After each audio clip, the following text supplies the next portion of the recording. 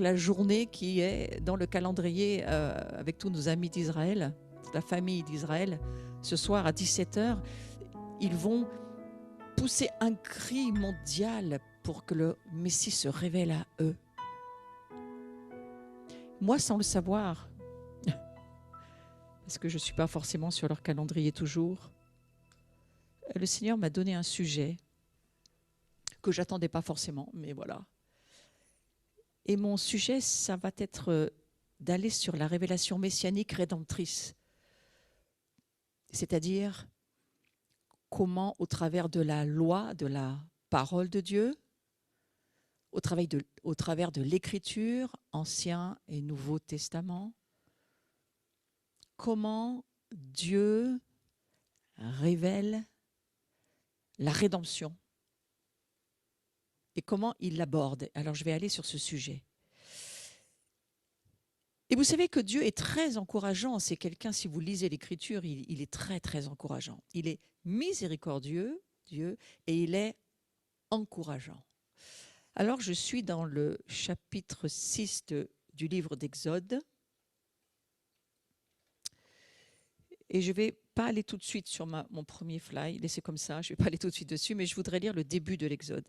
L'Éternel dit à Moïse, « Tu vas voir maintenant ce que je ferai au Pharaon. » Alors moi, je le lis en parallèle. Hein. Tu vas voir ce que je vais faire à ceux qui, aujourd'hui, moi je prends ce texte pour moi aujourd'hui, ceux qui t'oppriment.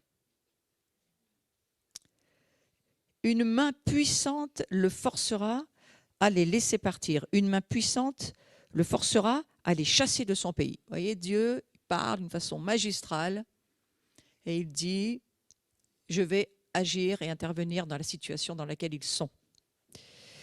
Au verset 2, Dieu s'adressa encore à Moïse et dit, je suis l'Éternel. C'est Dieu se présente toujours, il est extrêmement poli. Nous, ce n'est pas toujours le cas quand on se rencontre, mais Dieu, en général, il dit qui il est et il se présente. Il dit, je suis l'Éternel. Je trouve ça formidable au niveau de l'éducation, en tous les cas. Je suis apparu à Abraham, à Isaac et à Jacob comme le Dieu Tout-Puissant, mais je ne me suis pas pleinement fait connaître à eux sous mon nom l'Éternel. Vous voyez? Bon, ils ont une compréhension, et le Seigneur le sait, de qui il est, mais ils n'ont pas toute la compréhension. Est-ce que vous pensez que nous avons toute la compréhension de Dieu? Eh bien, sachez que Dieu est en train d'ouvrir des rouleaux qui n'ont jamais été ouverts jusqu'à présent, qui commencent d'être ouverts. Et si vous êtes attentif à ce que Dieu commence à dire dans l'écoute prophétique, c'est extrêmement intéressant. Et on comprend ce verset. Verset 4, j'ai aussi établi mon alliance avec eux et j'ai promis de leur donner le pays de Canaan, le pays où ils ont séjourné en étranger. De la même manière, Dieu nous promet aussi, nous, le pays des promesses, c'est-à-dire c'est quoi le pays des promesses? Le royaume de Dieu, pour le moment, il est au fond de nous, en nous, et il est les terres de notre cœur, c'est ce que Dieu veut conquérir aussi, c'est ce qu'il nous a promis. Alors on peut toujours faire le parallèle. Verset 5, j'ai entendu les gémissements des Israélites que les Égyptiens tiennent dans l'esclavage, et je me suis souvenu de mon alliance. Vous savez quoi? J'ai aussi compris d'une certaine manière que lorsque nous donnons notre vie à Jésus, nous aussi, et que nous nous faisons baptiser, je crois que le baptême, c'est vraiment la clé qui nous sépare de ce monde pour nous propulser dans les affaires de Dieu, dans le royaume de Dieu. Eh bien, je crois que ce baptême, pour moi, il équivaut un petit peu à Dieu se souvient de l'alliance. Eh bien, nous, notre alliance, c'est lorsque nous nous identifions à la mort et la résurrection de Christ. Et nous faisons cette alliance avec lui, avec cet acte extrêmement fort d'être baptisé dans ces eaux qui signifient beaucoup de choses. Et je vais aller sur ce verset. Voilà, je vous l'écris, mais vous l'avez sur vos Bibles aussi. C'est pourquoi, dis aux enfants d'Israël, je suis l'Éternel, et je vous affranchirai des travaux dont vous chargent les Égyptiens. Et là, Dieu s'adresse à Israël, point. Pour le moment, on va rester sur Israël. Je vous délivrerai de leur servitude, je vous sauverai à bras étendus et par de grands jugements. Je vous prendrai pour mon peuple, je serai votre Dieu, et vous saurez que c'est moi l'Éternel, votre Dieu, qui vous affranchit des travaux dont vous chargent les Égyptiens. Je vous ferai entrer dans le pays que j'ai juré de donner à Abraham, à Isaac et à Jacob. Je vous le donnerai en possession, moi, l'Éternel. Donc ce n'est pas un pays qu'ils vont prendre par eux-mêmes, c'est juste Dieu qui va leur donner ce pays. Je vais lire une petite traduction différente, mais qui peut aussi nous inspirer. Je vous ferai sortir de sous les fardeaux, l'esclavage auquel on vous soumet, quand il dit « je vous affranchirai des travaux ». J'assurerai votre rédemption, ou je vous rédimerai, je vous délivrerai. Ce n'est pas seulement une délivrance, c'est une rédemption. Et le mot hébreu est très clair. Dieu va assurer la rédemption du peuple d'Israël et il va les délivrer. Aussi, dit aux Israélites, je suis le Seigneur, Yahweh, je vous affranchirai des corvées de l'Égypte, je vous délivrerai de l'esclavage auquel on vous soumet, d'un bras étendu par de grands jugements. Tout ça en hébreu. J'assurerai votre rédemption. Je vous invite à prendre un crayon, un carnet, peut-être intérieur, et à noter ce que Dieu vous dit. On ne se rappelle de rien en écoutant comme ça. Mais si on note, et si on écoute Dieu en écrivant, on va rentrer à la maison avec quelque chose que Dieu nous a dit. Et je prie que Dieu vous parle ce matin et qu'il vous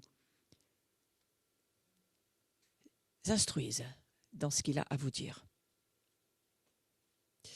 Alors, je ne vais pas m'étendre trop longtemps là-dessus, mais le verset 8 que je trouve très intéressant aussi dit « J'ai juré à main levée ». Dieu a levé sa main, il a dit « Je jure ».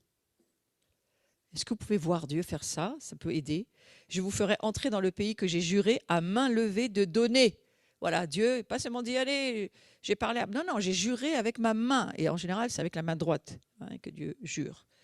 Et Dieu dit à Israël « Je vous le donnerai en possession ». Lorsque nous connaissons toute l'histoire d'Israël, et encore là, aujourd'hui, tout ce qui s'y passe, vous pouvez comprendre que Dieu était très insistant. Ouais. Et je pense qu'il essaye d'être insistant avec nous aussi. Vu tout ce qui nous attend, il essaye d'être insistant en disant « Est-ce que tu peux comprendre que je suis Dieu, que je lève ma main, que je fais serment, que je jure, que tu vas rentrer dans le pays que je t'ai promis ?» Vous savez, quand Dieu fait ça, ça nous fait un peu froid. Parce qu'en général, quand ça insiste beaucoup sur un sujet, ça veut dire ça ne va pas être facile pour l'avoir. Ça ne vous fait pas cette impression? Oui.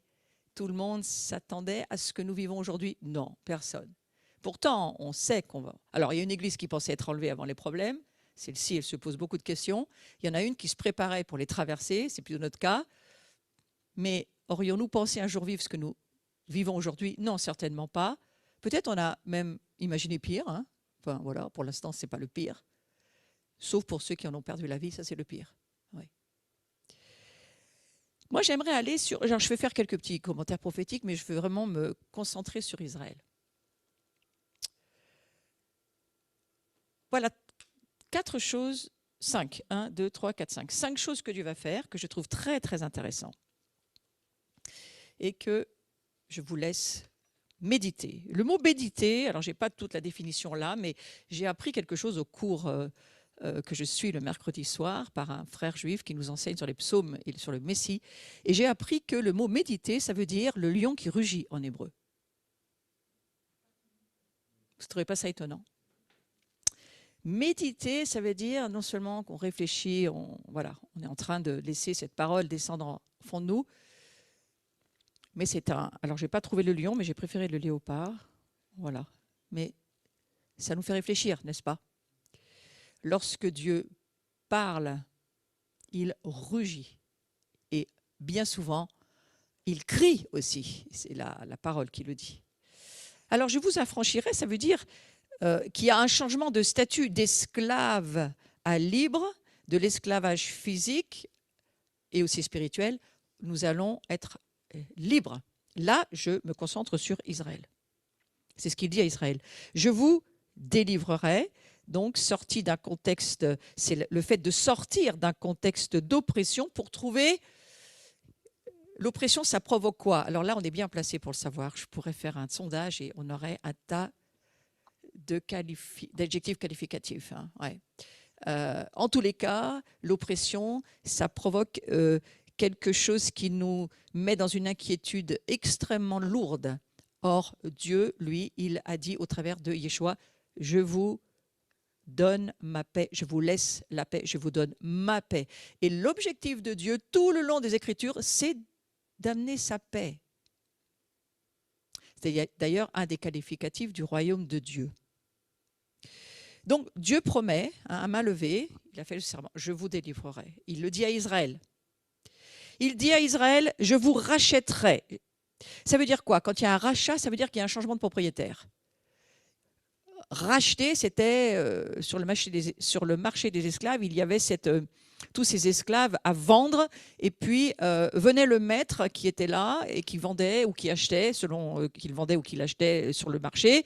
Et il y avait une épée sur la tête de l'esclave qui était à vendre. Et à partir du moment où il y a un propriétaire qui disait « il est pour moi, il est à moi », on enlevait l'épée et on lui donnait en échange de l'argent cet esclave qui devenait son esclave. Eh bien, Jésus dira « moi, je vous ai racheté de cet esclavage diabolique dans lequel vous êtes ». Il le dit à Israël, il le dit à nous, bien sûr, aussi. Donc, il y a un changement de propriété et de propriétaire. Et le peuple d'Israël n'appartient plus au monde du péché, ni de l'Égypte. Mais Dieu lui dit qu'il va lui appartenir à lui et à lui seul, selon les modalités d'une transaction. Bien sûr qu'il y a légalement beaucoup de choses qui pèsent dans la balance de la justice de Dieu. Je vous prendrai, Dieu met à part son peuple et il le place comme témoin face aux nations. Il dit, voilà, les nations vont savoir au travers de toi, Israël, ils vont savoir qui je suis. Et je vous ferai entrer, vraisemblablement en pays de Canaan, mais aussi avec une perspective de l'éternité et du monde à venir, parce qu'il y a un avenir et une espérance. Ça, c'est Jérémie qui le dit. Donc, dans ce récit, j'ai trouvé très intéressant. Tout de suite, je n'y ai pas pensé. Puis, j'avais fini mon travail de retranscrire un petit peu tout ça.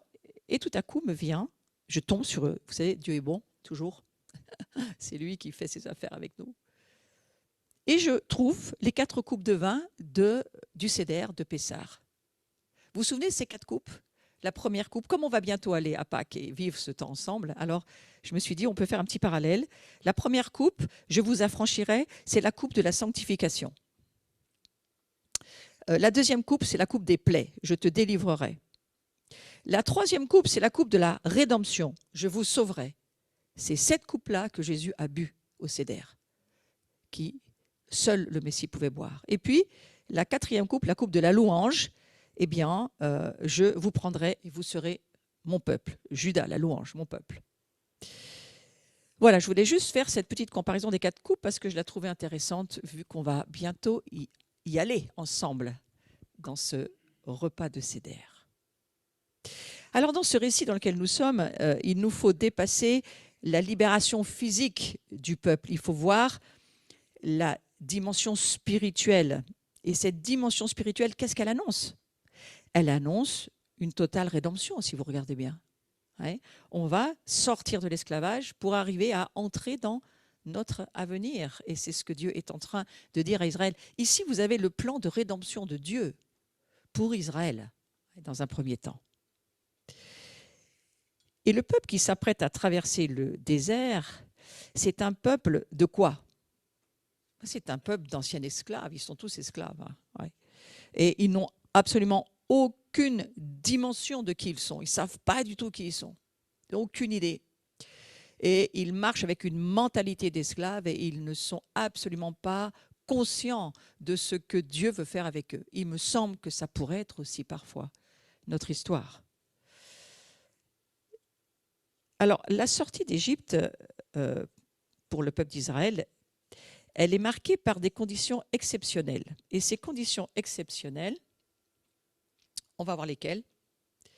Je les trouve très intéressantes à noter. Elles sont très simples, il faut juste se souvenir de cela. Dieu est présent aux côtés du peuple à chaque étape, on pourrait rajouter à chaque pas. Dieu est présent à côté du peuple. Ça, c'est quand même quelque chose de formidable. Parfois, nous qui avons la chance, l'unique privilège d'avoir Dieu en nous, on oublie non seulement qu'il est en nous, mais on oublie qu'il est même à côté de nous. Alors, Dieu dit à Israël, voilà, il est présent, le peuple vit un miracle permanent, s'il vous plaît, ramenez-le à votre vie. Mais là, Dieu s'adresse à Israël seulement. La colonne de feu, la nuée, la manne pour chaque jour, les cailles, le rocher, l'eau, les vêtements inusables. Mais regardez pour vous la chose qui pourrait être mise en parallèle. Ils ont déjà vécu les 10 plaies d'Égypte, ils sont passés au travers de tous ces jugements de Dieu. Ils ont traversé la mer à pied sec, vous savez, comme le dit l'Écriture. Et puis, voilà que le peuple va voir que Dieu s'appelle « Je suis ». Je suis. Alors cet esprit d'esclavage, cet esprit qui est tellement ancré dans la mentalité d'Israël, eh bien Dieu va avoir besoin vraiment de les aider à ce niveau-là. Alors il se révèle aussi comme le Dieu unique. Je suis le seul Dieu. Vous savez d'où il venait, hein, toute l'histoire du peuple hébreu en Babylone, c'était un peuple idolâtre avec beaucoup d'autres dieux et c'était compliqué pour eux de comprendre qu'il y avait un seul Dieu. Ils avaient toujours leurs petites idoles domestiques partout. Enfin, c'est un peuple extrêmement ouvert à toutes ces choses. Alors Dieu dit non, non, moi je suis un Dieu unique. Et puis il se révèle de manière unique du haut de la montagne sur laquelle ils sont. Jamais Dieu ne s'était révélé ainsi à son peuple. Il s'est révélé comme, il le dit, un Dieu transgénérationnel. Je suis le Dieu d'Abraham, d'Isaac, de Jacob. Donc il ramène tout son curriculum vitae pour se faire comprendre, pour dire mais c'est moi, je suis le Dieu de tes pères. Je suis toujours, maintenant je suis ton Dieu, mais j'étais le Dieu de tes pères. Et il donne une référence historique, je trouve que c'est très intéressant. Donc il dit qu'à partir de maintenant, il devient le Dieu d'Israël en tant que nation. Alors, on va voir dans... Voilà, j'aime beaucoup cette image, j'ai eu envie de vous la partager. Essayez de vous laisser prendre par cela. Je vous ai porté sur des ailes d'aigle, c'est dans Exode 19,4, juste avant le passage que nous venons de lire. Vous avez vu ce que j'ai fait à l'Égypte et comment je vous ai porté sur des ailes d'aigle et amené vers moi. Il parle à Israël ici uniquement, mais pour nous. Ce que vous pouvez voir, l'esprit prophétique, l'esprit de Dieu en nous, qui nous conduit, qui nous dirige, qui nous tient par la main, qui est avec nous et qui nous fait, comme à Israël, ses promesses. Mais je parle seulement pour Israël ce matin. Alors, les promesses de Dieu à son peuple. Maintenant, si vous écoutez ma voix, ça c'est la condition, si nous n'entendons pas Dieu, nous ne pouvons rien faire, rien vivre. Rien n'est possible, nous vivons d'après ce que nous entendons, ce que nous écoutons. Alors, si vous écoutez ma voix, si vous gardez mon alliance, vous m'appartiendrez entre tous les peuples. Car toute la terre est à moi. Vous serez, pour moi, un royaume de sacrificateurs, une nation sainte. Ils n'étaient pas une nation avant. Mais maintenant, Dieu est en train de leur dire, vous êtes maintenant une nation sainte. Et voilà les paroles que tu diras aux enfants d'Israël. Donc ce verset, j'aime bien quand Dieu dit « Vous m'appartiendrez entre tous les peuples ». En hébreu, c'est « Vous serez mon trésor ». Et nous sommes dans cette thématique depuis le début de l'année, hein, de rechercher, de creuser, d'aller chercher les trésors de Dieu. Eh bien là, il y en a un, et c'est nous. Si vous écoutez ma voix, et c'est Israël bien sûr, hein, c'est d'abord Israël, bien avant d'être nous. Si vous écoutez ma voix, si vous gardez mon alliance, vous m'appartiendrez. Écoutez sa voix et gardez son alliance.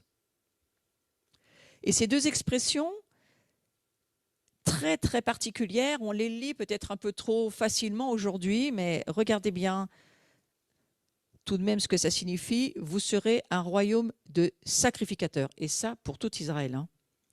Ce n'est pas une petite part d'Israël. Non, non, non. Tout Israël sera un royaume de sacrificateurs. Et tout Israël sera une nation sainte, c'est-à-dire une nation mise à part. Ce n'est pas une portion d'Israël, c'est tout Israël.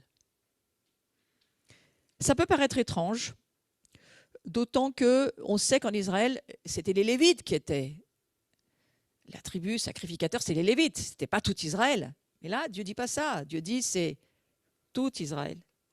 Tous les peuples, ils sauront que vous serez, ce n'est pas aux Lévites qui parlent, c'est à Israël. Vous serez pour moi mes sacrificateurs.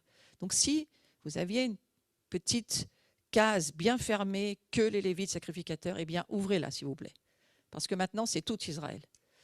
Et en ce moment, les lignes bougent. Il faut laisser ces lignes bouger au fond de nous pour que Dieu puisse prendre son espace. Alors, qu'est-ce qu'il faut comprendre de ces paroles? Outre le caractère très conditionnel, hein, oui, il y a des promesses, mais c'est très conditionnel. Hein, il faut écouter sa voix, il faut garder l'alliance. Il y a beaucoup de conditions. On n'y rentre pas comme ça dans la sacrificature. Mais tout de même, on va aller voir, très intéressant, les citations de l'apôtre Pierre. Nous lisons beaucoup ces paroles en ce moment parce que le Seigneur insiste sur ces paroles. Et ne dites pas, je connais ce verset par cœur, dites juste « Esprit de Dieu ». L'Esprit de Dieu, c'est ces fameux 7 feux dont il est question dans la parole. Et je ne vais pas tous les nommer, mais on pourrait y aller. Hein, l'esprit de sagesse, de discernement, de force, de vaillance. On lit ça dans Ésaïe 9. Ce sont des esprits, c'est cette qualité de l'Esprit de Dieu. Ils sont en nous. Dieu les y a mis, il les a déposés. On ne sait même pas qu'ils sont en nous. On ne sait même pas comment ça fonctionne. On est juste en train d'ouvrir une porte et de voir en ce moment que Dieu nous ouvre au-delà de sa chair et de son sang, dans la sainte présence de Dieu. Certains diront au-delà du voile, mais c'est ce que ça veut dire. Eh bien, il est en train de nous ouvrir, pour ceux qui le cherchent, des révélations. Alors voilà ce que Pierre va écrire, mais Pierre connaît les textes de l'Ancien Testament, de la Torah. Vous, au contraire, vous êtes une race élue.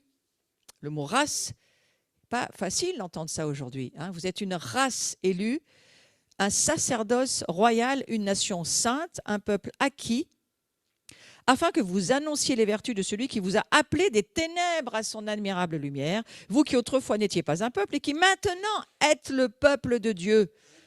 Vous qui n'aviez pas obtenu miséricorde. Vous savez que le salut, c'est uniquement la miséricorde de Dieu. Hein, parce que si Dieu avait dû être juste, on ne serait pas du tout sous la miséricorde de Dieu. Notre salut, c'est que parce que Dieu est miséricordieux.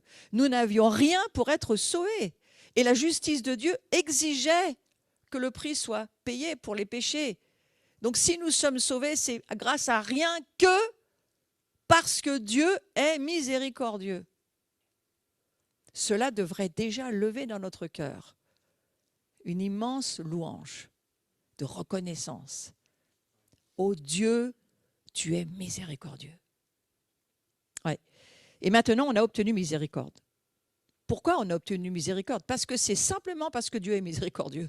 Nous, on n'y peut rien. C'est parce qu'il est, c'est sa nature de Dieu.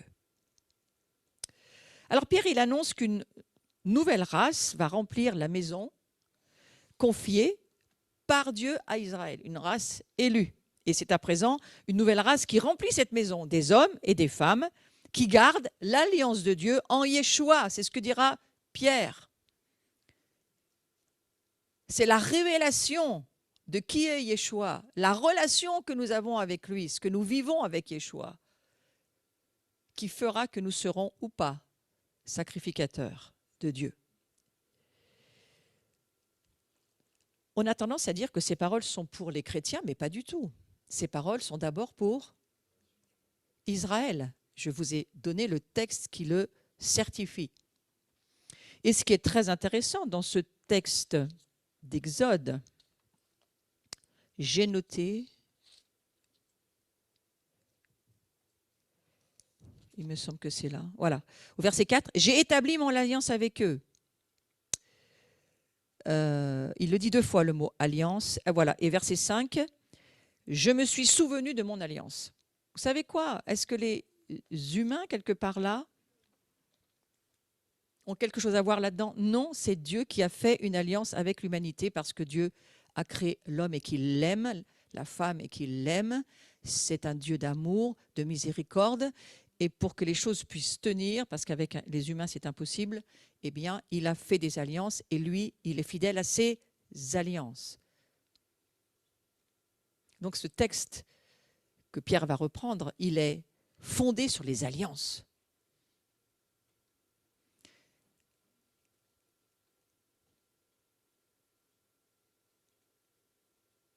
Donc, bien entendu que ces paroles ne s'adressent pas uniquement aux chrétiens, mais c'est aussi à Israël que Dieu parle par la bouche de Pierre. Paul aussi, il n'y a pas que Pierre. Paul parle aux non-juifs, des promesses faites aux juifs. Si jamais il y avait quelques racines de la théologie du remplacement dans vos ancêtres ou quelques problèmes avec l'antisémitisme ou quoi, lisez ce texte. Paul, il parle aux non-juifs des promesses faites aux juifs. Ce n'est point à dire que la parole de Dieu soit restée sans effet. Alors, vous ne lisez pas très bien, mais prenez vos Bibles. Hein. C'est ce texte de Romains, chapitre 9, au verset 6 à 8. Ce n'est point à dire que la parole de Dieu soit restée sans effet, car tous ceux qui descendent d'Israël ne sont pas Israël. Attention. Verset 7, « Et pour être la postérité d'Abraham, ils ne sont pas tous ses enfants. Mais il est dit, en Isaac sera nommé pour toi une postérité. » Souvenez-vous qui était Isaac. Hein? Souvenez-vous tout ce qui s'est passé avec Isaac. Et c'est en Isaac, c'est là, ce choix, l'enfant de la promesse, l'enfant du miracle, cet enfant qui ne pouvait pas arriver. Il fallait un miracle de Dieu entre Abraham et Sarah pour qu'Isaac arrive. C'était l'enfant du miracle. Donc cette postérité, elle est en Isaac. C'est-à-dire que ce ne sont pas les enfants de la chair qui sont enfants de Dieu, mais que ce sont les enfants de la promesse qui sont regardés comme la postérité. La postérité de Dieu, comme pour Isaac, ça vient du miracle, de la miséricorde de Dieu qui sauve. Ça ne vient pas parce qu'on a été élu d'une certaine manière, et puis regardez ce qui est devenu Israël avec l'élection. Hein, ils ont eux-mêmes, ils se sont fait l'objet de la promesse, ça a raté pour eux, hein, c'était très compliqué. Mais Dieu avait fait alliance et établi toutes ces promesses pour qu'il puisse continuer son plan comme il l'a toujours pensé. Paul, il reprend les paroles du prophète Osée. Et c'est très intéressant. Voilà ce que dit Paul.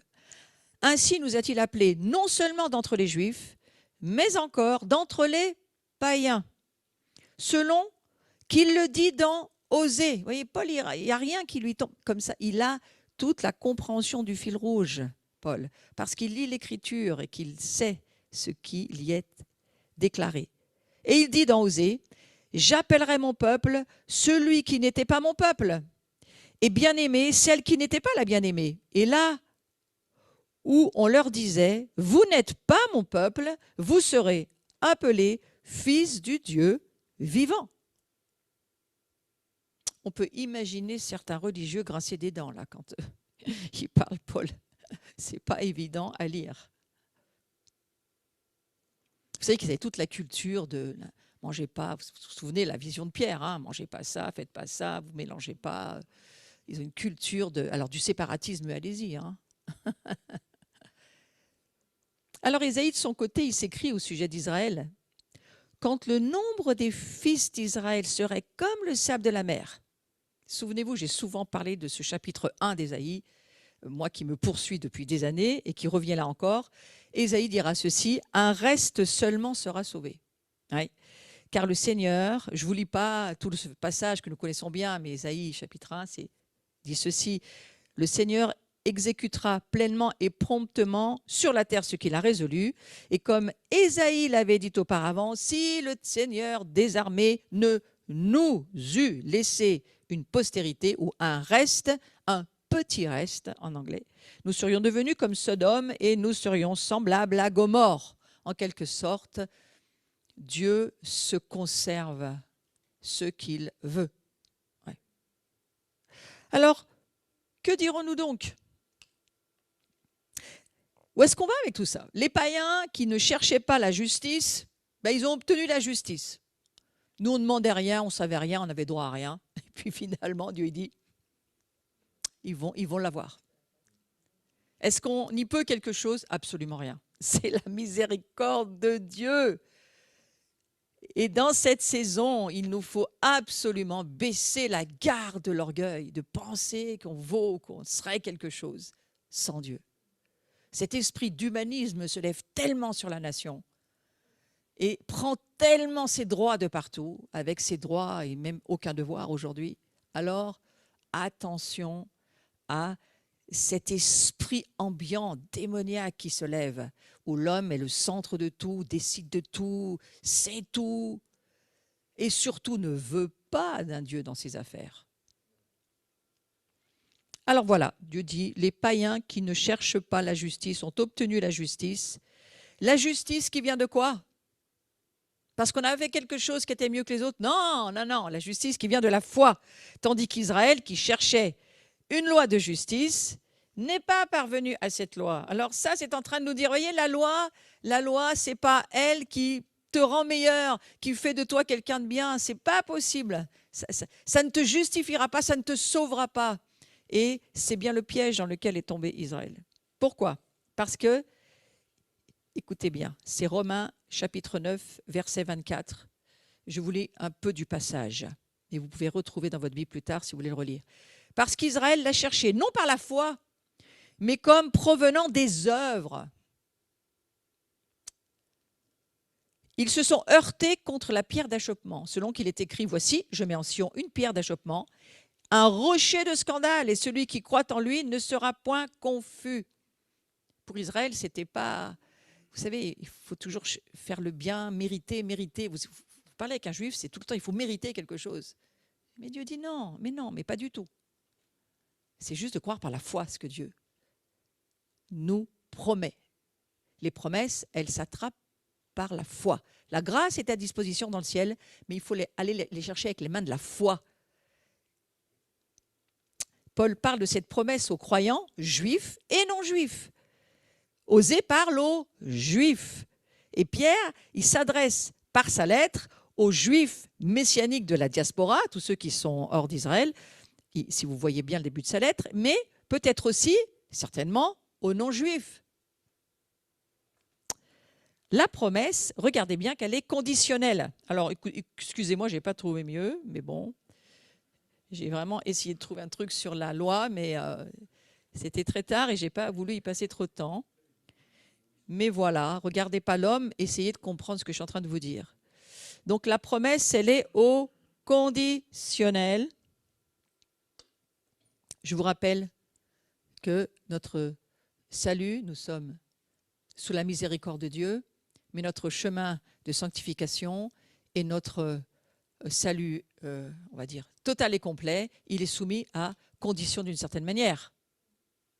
Vous ne pouvez pas dire, je suis sauvé, je fais ce que je veux. Ben non, ça ne va pas marcher comme ça. Donc la promesse, bien sûr, elle est au conditionnel. Et puis tous s'accordent pour dire qu'Israël n'a pas rempli les conditions. Ouais, eh bien non. Alors, la promesse, qu'est-ce qui se passe ? Elle dépasse largement le contexte juif. Je pense que Dieu devait savoir qu'Israël n'allait pas remplir les conditions. Et la promesse, elle dépasse largement le contexte juif. Elle a une portée, on va dire, beaucoup plus large. Ce n'est pas toute la nation qui remplit ce sacerdoce. mais uniquement la tribu de Lévi jusqu'à la transition de l'ère lévitique à l'ère messianique. Y sommes-nous? Oui, nous sommes dans l'ère messianique. C'est donc bien dans le contexte messianique que s'accomplit l'accomplissement réel et complet de cette promesse, que nous sommes des sacrificateurs, que nous sommes mis à part par Dieu, que nous sommes appelés le peuple de Dieu. Eh bien, c'est bien au-delà d'Israël et cela va, bien entendu, se faire maintenant. Pourquoi? Parce que Dieu s'adresse à tout Israël, mais pas seulement, il s'adresse à tous ceux qui croiront dans le Messie. On pourrait dire, c'est l'Ecclésia d'aujourd'hui. Alors, selon Pierre, d'abord les Juifs et aussi les non-Juifs qui ont embrassé la foi dans le Messie Yeshua. D'abord les Juifs et aussi les non-Juifs. Et c'est Pierre qui parle. L'apôtre Pierre, ce n'est pas n'importe qui. Donc, on doit considérer ce que dit Pierre. C'est ainsi que la promesse se trouve accomplie. Cette promesse d'être le peuple de Dieu, un royaume de sacrificateurs, une nation sainte, cette promesse d'être son royaume de sacrificateurs, sa nation sainte, elle est pour tous les hommes, toutes les femmes qui remplissent ce rôle spirituel selon la nouvelle alliance et non selon les Lévitiques. Et vous savez, c'est très curieux qu'au milieu du livre de Jérémie, vous lisez Jérémie, alors la première partie, il faut s'accrocher, la deuxième, un petit peu plus d'espérance, mais en plein milieu, vous avez Jérémie 31. Et on comprend Jérémie, au milieu de son livre, qui nous dit « Mais voici l'alliance que je ferai avec la communauté d'Israël après ces jours-là. » Les jours, quels jours? Tous les jours qui sont derrière nous aujourd'hui, qui viennent d'être traversés. Je mettrai ma loi à l'intérieur d'eux. Dieu sait si encore aujourd'hui, il y a une grande partie d'Israël qui passe ses jours et ses nuits à lire la loi. Et regardez, aujourd'hui, ils vont prier pour voir leur Messie. L'ont-ils vu? Pour une grande partie, non. Et voilà ce que Dieu dit. Je mettrai ma loi à l'intérieur d'eux. Je l'écrirai dans leur cœur. Je serai leur Dieu. Ils seront mon peuple. Pourtant, le livre de Jérémie, ils le lisent.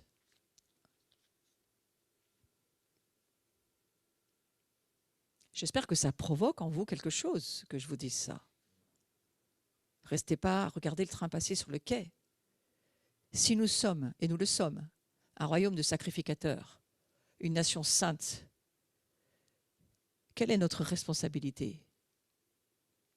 Eh bien, de prier pour qu'ils voient, de prier pour que leur cœur s'ouvre, qu'ils puissent recevoir le cœur de Dieu, que la loi ne soit pas pour eux le mur de séparation, avec une incapacité, parce que leur cœur s'est tellement endurci. Vous savez, on peut tellement lire la Bible, être sûr de sa doctrine, aimer sa façon de comprendre l'Écriture, on devient religieux, légaliste, et il n'y a plus rien qui peut rentrer et sortir, il y a un mur de doctrine. Mais nous épousons un Dieu par notre esprit, nous n'épousons pas une doctrine. Je dis ça pour les chrétiens qui ont aussi leur plat de lentilles, il n'y a pas que les juifs. Alors, il y a cette promesse qui, bien sûr, dépasse le contexte juif, je viens d'en parler. Et puis, il y a le code législatif d'Israël. On est beaucoup dessus. C'est un point tout à fait spécifique pour Israël. Israël a un code législatif extrêmement juste, puisque c'est la parole de Dieu. Ouais. Et ce système légal, il est donné par Dieu. Il est saint, il est unique par son origine divine. Est-ce que nous, notre code législatif est fondé sur la parole de Dieu? Non, hélas. Maintenant, nous, on fait des lois, à la limite, qui suivent, on va dire, le mouvement sociétal de l'esprit humaniste. Hein. Alors, vous pensez que des lois, nous, on n'est pas très bien dedans. Ouais. Mais pensez à ça, le système légal donné par Dieu. Alors, c'est quoi ces caractéristiques? Il faut y réfléchir 2 petites secondes. C'est tellement important de saisir que c'est le code civil, le code pénal quand même. Oui. Nul n'est censé ignorer la loi. Des relations justes entre les hommes. Dieu est omniprésent. Il devient l'arbitre des règles établies. C'est Dieu qui est l'arbitre. C'est un système théocratique positif, hein, et qui implique une soumission à Dieu. Tout ce que nos nations ne veulent pas. Alors, nos nations, j'ai noté cela, j'ai trouvé très intéressant de se le rappeler juste un instant. Hein. Nos nations ont tendance à construire leur système juridique sur l'évolution majoritaire des rapports sociaux. Hein. Donc aujourd'hui, je ne vais pas vous dire tout ce qui est abomination de notre nation, c'est trop long. Mais les lois bioéthiques en ce moment, c'est juste un désastre. Alors certains se lèvent pour les dénoncer, moi je dis amen, il le faut. Ouais. Bon. Et bien entendu, ces lois, elles se font aussi par des groupes de pression. Ça fait partie de la façon dont ça se passe. La loi ne définit plus ce qui est juste devant Dieu. Écoutez bien, hein, la loi ne définit plus ce qui est juste devant Dieu, mais ce qui est légal au regard de la société d'aujourd'hui. Réfléchissez-y, parce que ça va devenir de pire en pire certainement. On n'est pas au bout. Alors, le système, il est dynamique. Je parle du système légal de Dieu. Il est dynamique et il apporte un équilibre au milieu de toute la création. C'est Dieu. Et plus vous connaissez Dieu, plus vous êtes heureux qu'il ait créé ce code législatif, ce code de loi dans sa parole. Maintenant, ce système deviendra une base juridique dans toutes nos sociétés modernes, au retour du Messie, j'ai envie de dire, parce qu'avant, j'ai bien peur que ça ne puisse pas être possible. Mais nous pouvons tout de même crier justice, parce que c'est ce que nous lisons dans l'Écriture. La sagesse, elle crie, elle crie, elle crie. Donc, ne nous habituons pas à ce désastre dans lequel nous sommes, hein, et crions la majesté de Dieu, crions la sagesse de Dieu, ouais, parce qu'au moins on peut faire ça. Maintenant, ne prenez pas les armes pour ça, s'il vous plaît. Quel sens donner à la loi? Cette loi, ce code légal, juridique, ce qui fait que dans les cours célestes, il y a des tribunaux, bien entendu. Bien sûr, la Bible en parle, c'est très clair. Il est notre avocat. Pourquoi serait-il un avocat s'il n'y avait pas de tribunal? Le Seigneur Jésus-Christ. Il est notre défenseur. Dieu est le juge. Donc il y a bien des tribunaux dans le ciel, bien sûr. Et dans ces cours célestes, il y a la loi. Alors, qu'est-ce qu'on va donner comme sens à la loi? Ou le sens qu'elle n'a pas et qu'on voudrait lui donner et qu'elle n'a pas du tout. Premièrement, contrairement à ce que l'on pourrait imaginer, la loi ne représente pas un système propre à justifier le pécheur sur le plan spirituel. Elle n'est pas là pour ça. La loi, en aucune manière, ne te rendra juste. Ne tombez pas dans le panneau. Nous sommes justes par la foi. Parce que Dieu est miséricordieux. Vous n'y pouvez rien. Il vous aime malgré vous. Et il vous fait miséricorde. Il a accompli sa justice au travers de lui, le mystère de ce Fils, Yeshua, l'agneau immolé avant la fondation du monde. Il était déjà l'agneau, il était déjà le sacrifice, il existait bien avant la fondation du monde. Dieu est Dieu. Ouais. Donc cette loi, elle n'est pas là pour justifier le pécheur. Impossible. Nous sommes affranchis, grâce, par grâce, rachetés par le sang de Jésus. Et Satan vous fera toujours douter de ça, jusqu'à ce que ça devienne une révélation qui vous forge et dont vous êtes convaincu, jusqu'à ce que vous compreniez ce que veut dire être rendu juste. Rendu juste, ce n'est pas seulement être juste en termes de la loi, hein, de correspondre à la loi. Non, c'est de plaire à Dieu, d'être ce qui fait plaisir à Dieu, d'être ce que Dieu veut que nous soyons. Mais bien sûr qu'il y a toujours le code de loi derrière. Mais nous n'avons pas à remplir ce code de loi parce que Jésus l'a déjà rempli pour nous. Il l'a accompli pour nous. Attendez, stop, il y a 3 petits points, il faut revenir sur le sujet. Mais bon, pour le moment, c'est ça. Mais qu'est-ce que ça veut dire être rendu juste? C'est beaucoup plus que correspondre à une loi. L'hébreu dira, c'est devenir vertueux. En quelque sorte, l'ADN de Jésus devient votre ADN. Il est obéissant, vous êtes obéissant. Il est saint, vous êtes saint. Il est ce qu'il est, vous l'êtes. Mais ça transforme votre caractère. Il est doux, vous êtes doux. Il est vertueux, vous êtes vertueux. Donc, ce n'est pas une justice seulement de suivre un code. C'est qu'il fait de vous ce qu'il est. Et jusqu'à ce que cette révélation soit là, nous combattrons les mensonges du diable. Je pense que j'en parlerai mercredi. Alors, deuxièmement, la loi, elle donne un cadre légal à une nouvelle vie dans l'alliance. C'est un cadre légal. Voilà, tu fais ça, tu es protégé, tu fais pas ça, tu ne l'es pas. Tu sors de la limite, eh bien, tu choisis, le salaire du péché, c'est la mort. Il y a un cadre et selon ce que tu choisis, tu as le libre choix, tu deviens. Selon ce que tu écoutes, tu deviens. Selon ce que tu adores, tu deviens. Selon ce que tu penses, tu deviens et tu le fais. Et le diable sait parfaitement. Donc, elle donne un cadre légal à une nouvelle vie sur tous les plans. Hein. Je vous l'ai dit tout à l'heure, les plans, que ce soit du côté social ou du côté religieux, et ceci dans une alliance que le peuple ne connaissait pas jusqu'à présent. Mais maintenant, il y a une alliance. Dieu fait alliance. Et c'est sur cette alliance que Dieu promet les choses. Et vous savez, quand on fait une alliance, je ne vais pas aller là-dessus, ce n'est pas mon sujet, mais c'était la vie ou la mort. On faisait alliance avec quelqu'un et on se faisait des promesses, comme dans le mariage, je serai fidèle jusqu'à la mort. Et merci Seigneur, il y a des nuances sur le mariage, mais là je ne parle pas du mariage, je parle du fait que l'alliance avec Dieu, il faut la garder. Ce n'est même pas nous qui la gardons, c'est lui qui la garde. Alors il faut la prier, lui demander, garde-moi dans ton alliance. Ça, c'est aussi notre travail de sacrificateur. Garde ton peuple, garde ma famille dans ton alliance.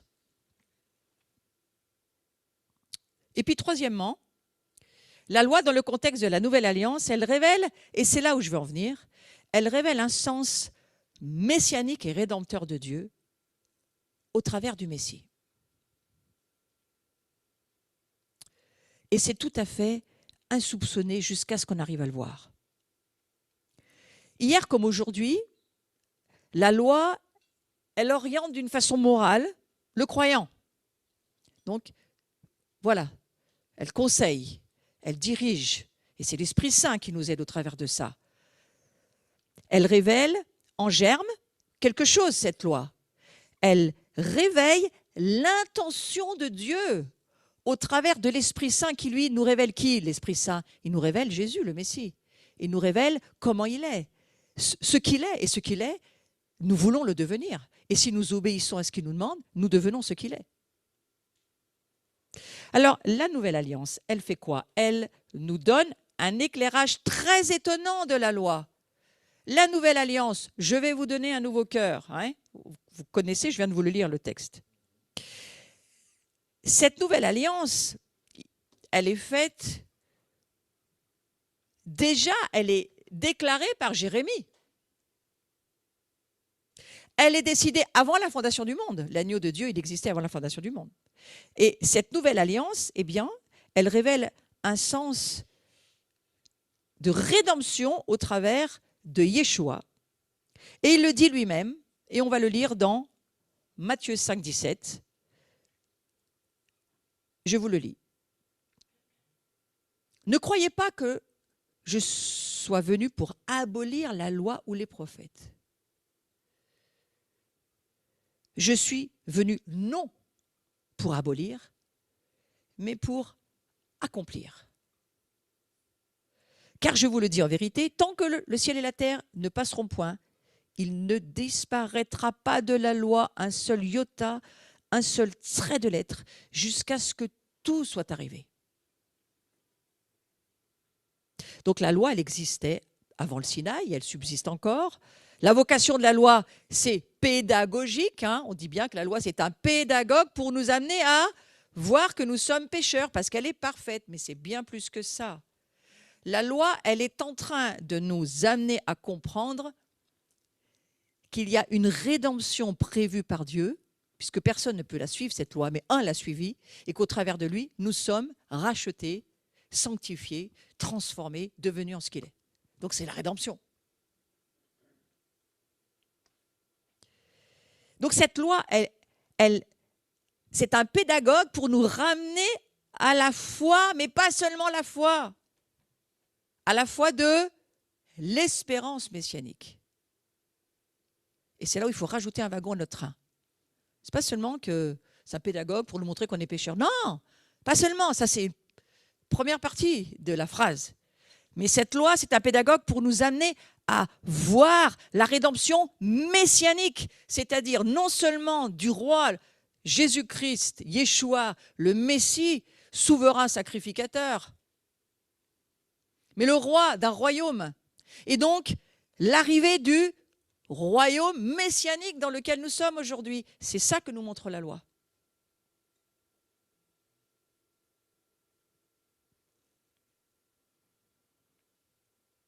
Et vous voyez, c'est ce qu'a vécu le peuple d'Israël en sortant de l'Égypte.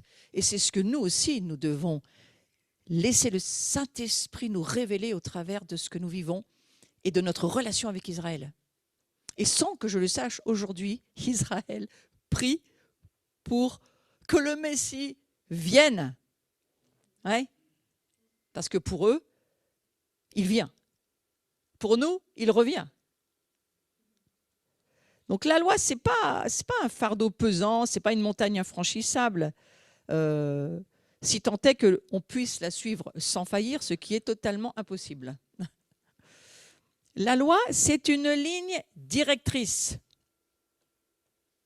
qui doit conduire à la foi dans le Messie sauveur, pas dans le petit Jésus dans la crèche, mais dans le Messie sauveur, le roi, le grand roi sacrificateur, Melchisédek, celui dont il est question dans les livres des Hébreux. Cette loi, elle doit nous amener à la révélation du Messie. Et je ne suis pas convaincue que l'Église le prie tant que ça. Montre-moi, Seigneur, dans ta loi, qui est le Messie. Montre-moi ton plan de rédemption du début à la fin de l'Écriture, on peut le voir. Et quel sens avait cette loi pour Israël à cette époque-là?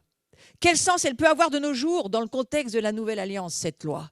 Eh bien, c'est notre direction. C'est une orientation que nous devons suivre par le Saint-Esprit, avec le Saint-Esprit, bien entendu.